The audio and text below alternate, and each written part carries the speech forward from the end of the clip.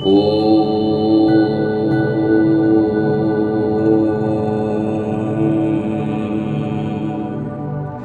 गणेशाय नमः। वक्रतुंड महाकाय सूर्यकोटि समप्रभ निर्विघ्नं कुरु मे देव सर्वकार्येषु सर्वदा। जय श्री गणेशाय नमः। जय महाकाली महालक्ष्मी महासरस्वतीयो नमः। नमस्तस्यै नमस्तस्यै नमस्तस्यै नमो नमः। जय माता दी दोस्तों। महाकाली महालक्ष्मी महासरस्वती देवी का महासमावेश है दुर्गा सप्तशती ग्रंथ से तीनों माता रानियां प्रसन्न होती हैं, जिससे धन शक्ति और ज्ञान से संपन्न व्यक्ति जहाँ भी जाता है मान सम्मान धन वैभव से परिपूर्ण होकर ही लौटता है, वह ऐश्वर्य को प्राप्त करता है। इसलिए हम दुर्गा चंडी सप्तशती का संपूर्ण पाठ करेंगे। माता रानी के प्रिय भक्तों, आप हमारे चैनल माही ऑफिशियल मिर्च मसाला को शेयर करें, लाइक करें और कमेंट में जय माता जी जरूर लिखें। वीडियो के अंत तक बने रहें। माता रानी की कृपा आप पर होगी। सभी बाधाओं से मुक्त होकर धन धान्य सुख समृद्धि पुत्र पौत्र से सुखी रहो। तंत्र मंत्र और भूत पिशाच यक्ष गंधर्व राक्षस जैसे उपद्रवों से बचे रहोगे।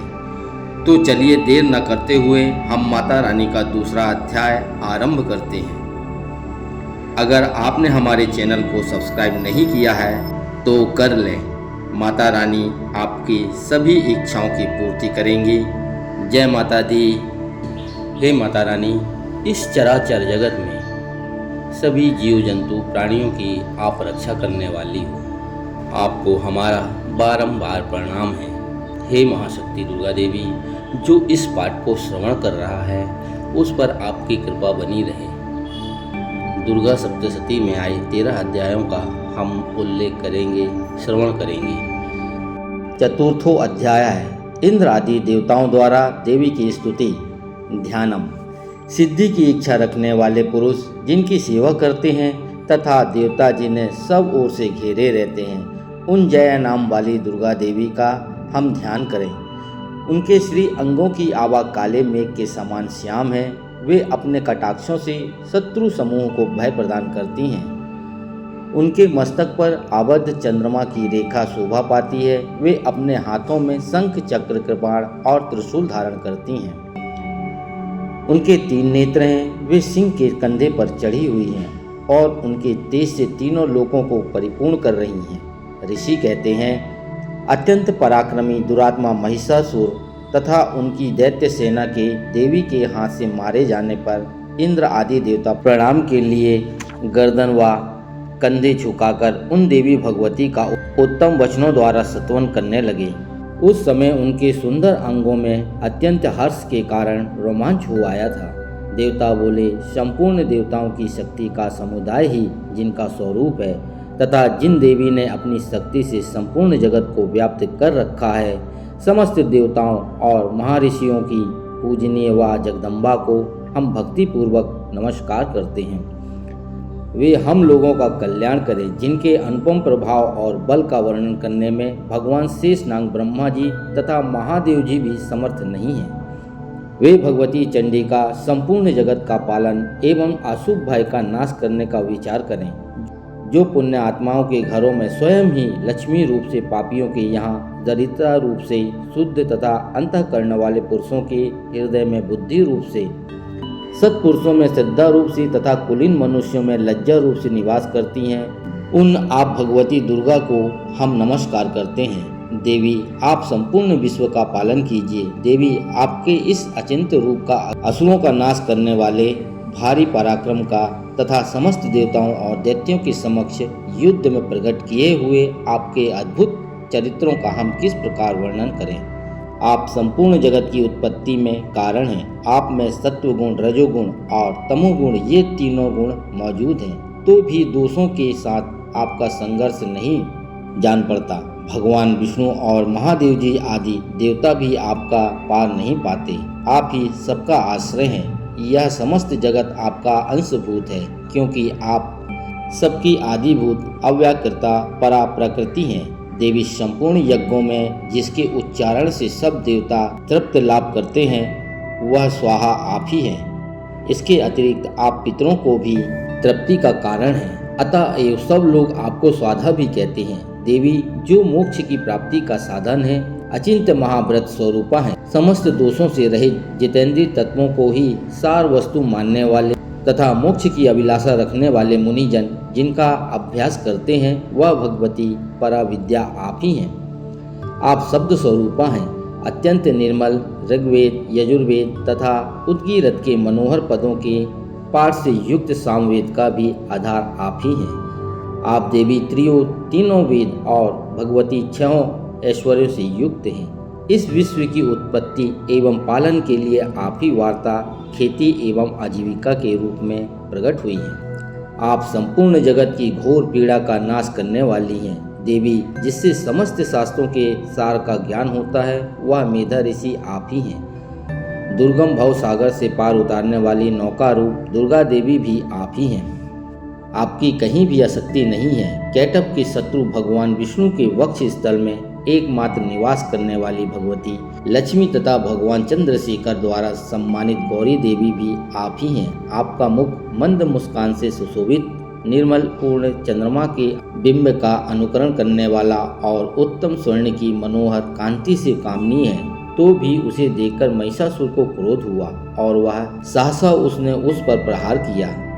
यह बड़े आश्चर्य की बात है। देवी वही मुख जब क्रोध से युक्त होने पर उदय काल के चंद्रमा की भांति लाल और तनी हुई भौहों के कारण विकराल हो उठा, तब उसे देखकर जो महिषासुर के प्राण तुरंत ही नहीं निकल गए, यह उससे भी बढ़कर आश्चर्य की बात है। क्योंकि क्रोध में भरे हुए यमराज को देखकर भला कौन जीवित रह सकता है।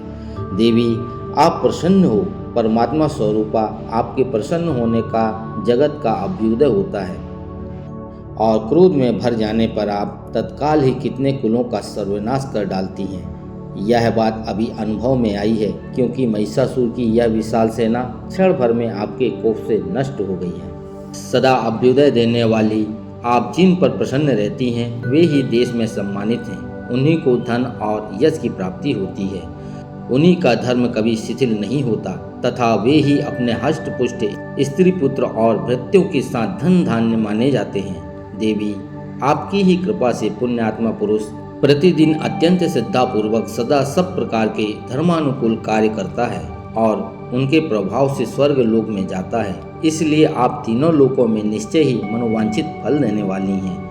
माँ दुर्गे आप स्मरण करने पर सब प्राणियों का भय हर लेती हैं और स्वस्थ पुरुष द्वारा चिंतन करने पर उन्हें परम कल्याणमयी बुद्धि प्रदान करती हैं। दुख दरिद्रता और भय हरने वाली देवी आपके सिवा दूसरी कौन है, जिसका चित्त सबका उपकार करने के लिए सदा ही दयाद्र रहता हो।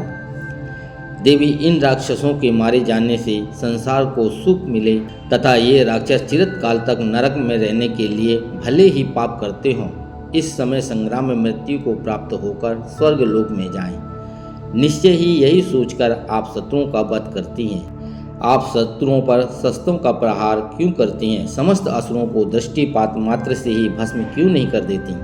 इसमें एक रहस्य है। ये शत्रु भी हमारे शस्त्रों से पवित्र होकर उत्तम लोकों में जाए, इस प्रकार उनके प्रति भी इसका विचार अत्यंत उत्तम रहता है। खड़ग के तेज पुंज की भयंकर दीप्ति से तथा आपके त्रिशूल के अग्रभाग की घन प्रभा से चौंधियाकर जो असुर की आंखें फूट नहीं गईं, उसमें कारण यही था कि मनोहर रश्मियों से युक्त चंद्रमा के समान आनंद प्रदान करने वाली आपके इस सुंदर मुख का दर्शन कर रहे थे। देवी आपका शील दुराचारियों के बुरे बर्ताव को दूर करने वाला है। साथ ही यह रूप ऐसा है जो कभी चिंतन में भी नहीं आ सकता और जिसका कभी दूसरों से तुलना भी नहीं हो सकती, तथा आपका बल और पराक्रम तो उन दैत्यों का भी नाश करने वाला है जो कभी देवताओं के पराक्रम को नष्ट कर चुके थे। इस प्रकार आपने शत्रुओं पर भी अपनी दया ही प्रकट की है। वरदायिनी देवी आपके इस पराक्रम की किसके साथ तुलना हो सकती है? तथा शत्रुओं को भय देने वाला एवं अत्यंत मनोहर ऐसा रूप भी आपके सिवा और कहाँ है। हृदय में कृपा और युद्ध में निष्ठुरता, ये दोनों बातें तीनों लोकों के भीतर केवल आप में ही देखी गई हैं। माता, आपने शत्रुओं का नाश करके इस समस्त त्रिलोकी की रक्षा की है। उन शत्रुओं को भी युद्ध भूमि में मारकर स्वर्गलोक में पहुंचाया है तथा उन्मत्त दैत्यों से प्राप्त होने वाले हम लोगों के भय को भी दूर कर दिया है। आपको हमारा नमस्कार है। देवी, आप शूल से हमारी रक्षा करें। अंबिके, आप खड्ग से हमारी रक्षा करें तथा घंटा की ध्वनि और धनुष की टंकार से हम लोगों की रक्षा करें। चंडिके, पूर्व, पश्चिम और दक्षिण दिशा में आप हमारी रक्षा करें तथा ईश्वरी, आप अपने त्रिशूलों को घुमाकर आप उत्तर दिशा में भी हमारी रक्षा करें। तीनों लोकों में आपके जो परम सुंदर और अत्यंत भयंकर रूप विचरते हैं, उनके द्वारा तथा भूलोक की रक्षा करें। अंबिके, आपके कर पल्लवों में शोभा पाने वाले खड्ग, शूल और गदा आदि जो जो अस्त्र हों, उन सब के द्वारा आप हमारी सब ओर से रक्षा करें। ऋषि कहते हैं, इस प्रकार देवताओं ने जगन माता दुर्गा की स्तुति की और नंदवन के दिव्य पुष्प एवं गंध चंदन आदि के द्वारा उनका पूजन किया। फिर सबने मिलकर सब भक्ति पूर्वक दिव्य धूपों की सुगंध निवेदन की। तब देवी ने प्रसन्न वदन होकर प्रणाम करते हुए सब देवताओं से कहा। देवी बोली, देवताओं, तुम सब लोग मुझसे जिस वस्तु की अभिलाषा रखते हो उसे मांगो। देवता बोले, भगवती ने हमारी सब इच्छा पूर्ण कर दी है। अब कुछ भी शेष नहीं है, क्योंकि हमारा यह शत्रु महिषासुर मारा गया। महेश्वरी, इतने पर भी यदि आप हमें कुछ और देना चाहती हैं तो हम जब जब आपका स्मरण करें तब तब आप दर्शन देकर हम लोगों के महान संकट दूर कर दिया करें। तथा प्रसन्न मुखी अंबिके, जो मनुष्य इन स्तोत्रों द्वारा आपकी स्तुति करे, उसे वित्त, समृद्धि और वैभव देने के साथ ही उसकी धन और स्त्री आदि संपत्ति को भी बढ़ाने के लिए आप सदा हम पर प्रसन्न रहें। ऋषि कहते हैं, राजन, देवताओं ने जब तथा जगत के कल्याण के लिए भद्रकाली देवी को इस प्रकार प्रसन्न किया, तब वे तथास्तु कहकर वहीं अंतर ध्यान हो गईं। भूपाल, इस प्रकार पूर्व काल में तीनों लोकों का हित चाहने वाली देवी जिस प्रकार देवताओं के शरीर से प्रकट हुई थी, वह सब कथा मैंने कह सुनाई। अब पुनः देवताओं का उपकार करने वाली ये देवी दुष्ट दैत्यों तथा शुम्भ निशुम्भ का वध करने एवं सब लोगों की रक्षा करने के लिए गौरी देवी के शरीर से जिस प्रकार प्रकट हुई थी, वह सब प्रसंग मेरे मुंह से सुनो। मैं उसका तुमसे यथावत वर्णन करता हूँ। इस प्रकार दुर्गा सप्तशती के चौथे अध्याय श्री मार्कंड पुराणे सर्वाणी के मन्यावंतरे देवी महात्म्य शुक्रादि स्तुतिर नाम चतुर्थो अध्याय संपन्न हुआ। हे माता रानी के भक्तों, अगर आपको यह वीडियो अच्छी लगी हो तो आप हमारे चैनल माही ऑफिशियल मिर्च मसाला को लाइक करें, शेयर करें और सब्सक्राइब जरूर करें। कल सुबह 6 बजे हम फिर मिलेंगे 5वां अध्याय लेकर के। तब तक के लिए आपसे हम विदा लेते हैं। जय माता दी दोस्तों।